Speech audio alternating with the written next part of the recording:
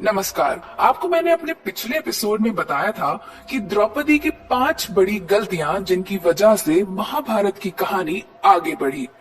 और आज मैं आप लोगों से साझा करूंगी हिंदू धर्म की 10 सबसे शक्तिशाली देवताओं के बारे में। इस एपिसोड को आगे ले जाने से पहले आप मेरे इस शो को सब्सक्राइब कर लें और लाइक करें, जिससे आप ये इंटरेस्टिंग कहानियां अपने दोस्तों तक भी पहुंचा सकें। अगर आप मुझ तक अपना कोई फीडबैक या इस शो से जुड़ी कोई जानकारी साझा करना चाहते हैं तो पहले कमेंट करें। इसके साथ साथ आप इस एपिसोड को शेयर भी कर सकते हैं। तो आइए शुरू करते हैं हिंदू धर्म से जुड़े इस खास एपिसोड को। वैसे तो देवताओं की शक्तियों के लिए मतभेद हो सकते हैं, लेकिन ये है मेरी लिस्ट जिसमें 10 सबसे शक्तिशाली देवताओं के बारे में कहा गया है। इस क्रम में सबसे पहले बात करेंगे यमदेव की। यमदेव इस संसार के पहले मनुष्य कहे जाते हैं जो मृत्यु को प्राप्त हुए। यमदेव का प्रसिद्ध मंदिर तमिलनाडु में स्थित है। धार्मिक ग्रंथों के अनुसार यम सूर्य और सरायों के पुत्र हैं। शनिदेव के सौतेले भाई माने जाने वाले यमदेव का हिंदू धर्म के अलावा पारसी और जावा के धर्म ग्रंथों में भी उल्लेख मिलता है। हमारी सूची में 9वें स्थान पर जगह मिली है देवताओं की राजा इंद्रदेव को। वेदों के अनुसार इंद्र देवताओं की राजा है। इंद्र बिजली, तूफान, बारिश और नदियों के स्वामी हैं। स्वर्ग पर इंद्रदेव का राज है। इंद्रदेव की सवारी समुद्र मंथन से उत्पन्न हुए ऐरावत हाथी है। उनका सबसे शक्तिशाली हथियार वज्र है। महायोद्धा इंद्र ने वृत्या नामक दैत्य का अंत कर इस संसार में बारिश और धूप के रूप में हरियाली और खुशहाली लाए। बौद्ध धर्म ने भी इंद्रदेव को शक्र के रूप में पूजा जाता है। अगला स्थान मिला है गौतम बुद्ध को। आप में से कई लोग कहेंगे कि गौतम बुद्ध बौद्ध थे, लेकिन वैष्णव मानते हैं कि बुद्ध भगवान विष्णु भगवान के अवतार थे। 8वीं सदी में बुद्ध की निर्वाण प्राप्ति के बाद उन्हें देवता के रूप में पूजा जाने लगा। सिद्धार्थ से बुद्ध तक का सफर कम चमत्कारी नहीं था, लेकिन महात्मा बुद्ध का सबसे बड़ा हथियार अहिंसा थी और इसलिए ये सूची उनके बिना अधूरी रह जाती। अगला बड़ा नाम है ब्रह्मदेव का। भगवान ब्रह्मा इस ब्रह्मांड के रचयिता हैं। उनके 4 मुख 4 अलग अलग दिशाओं में देखते हैं। ब्रह्म को स्वयंभू यानी खुद से जना हुआ मानते हैं। वाणी के स्वामी, चारों वेदों के रचयिता ब्रह्मा जी त्रिमूर्तियों में से एक हैं।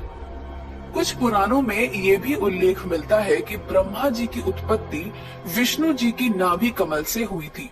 इस सूची में अगला नाम है भगवान गणेश का। गणपति और विनायक के नाम से प्रसिद्ध भगवान गणेश के भारत, नेपाल और श्रीलंका में करोड़ों भक्त हैं। सिर्फ हिंदू ही नहीं, जैन और बौद्ध धर्म में भी इनको मान्यता दी गई है।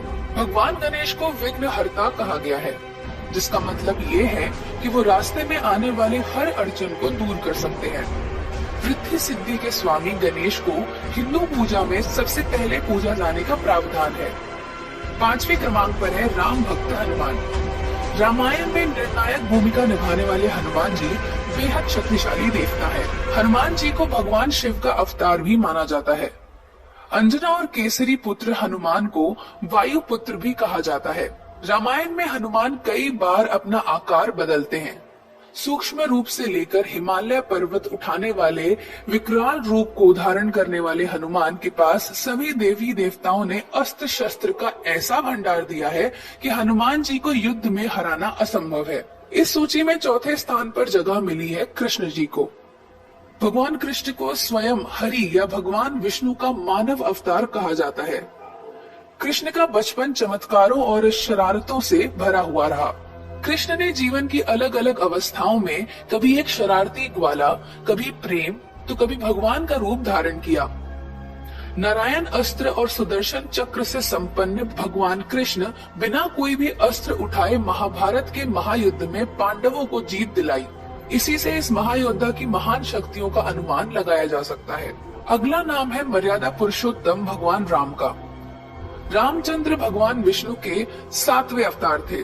दुनिया का सबसे बड़ा महाकाव्य रामायण भगवान राम की कहानी पर आधारित है। कृष्ण के साथ साथ राम को भी भगवान विष्णु का सबसे महत्वपूर्ण अवतारों में से एक माना जाता है। उनकी पत्नी देवी सीता को माता लक्ष्मी का अवतार माना गया है। उनके गुरु विश्वामित्र ने सभी अस्त्र शस्त्रों से भगवान राम को संपन्न किया था। भगवान राम काल चक्र, विष्णु चक्र, इंद्रास्त्र, ब्रह्मास्त्र, पशुपतास्त्र और भी कई अस्त्रों शस्त्रों के स्वामी थे। उन्होंने लंका के शक्तिशाली असुर रावण को वानर सेना की मदद से हराया था और ये उन्हें एक शक्तिशाली योद्धा बनाता है। सूची में अगला नाम है विष्णुदेव का।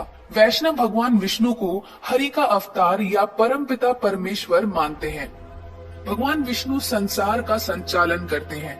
जब जब इस पृथ्वी पर पाप की अति होती है तब तब विष्णु भगवान अवतार लेकर बुरी शक्तियों का अंत कर देते हैं। उनकी शक्तियां असीम हैं, पर इस सूची में पहले स्थान पर त्रिमूर्ति के तीसरे देव भगवान शिव को जगह मिली है। भगवान शिव हिंदू देवताओं में सर्वप्रथम आते हैं। भगवान शिव धरती के सुनियोजित विनाश के लिए जिम्मेदार हैं। विनाश और सृजन का ये क्रम लगातार चलता रहता है। हिंदू ग्रंथों में भगवान शिव को निराकार असीमित ब्रह्म आत्मा माना गया है, जिससे पूरी सृष्टि का सृजन हुआ है। आदियोगी भगवान शिव ध्यान और कला के स्वामी हैं। अस्त्र शस्त्र वरदान में देने वाले भगवान शिव समस्त ज्ञान के स्वामी हैं।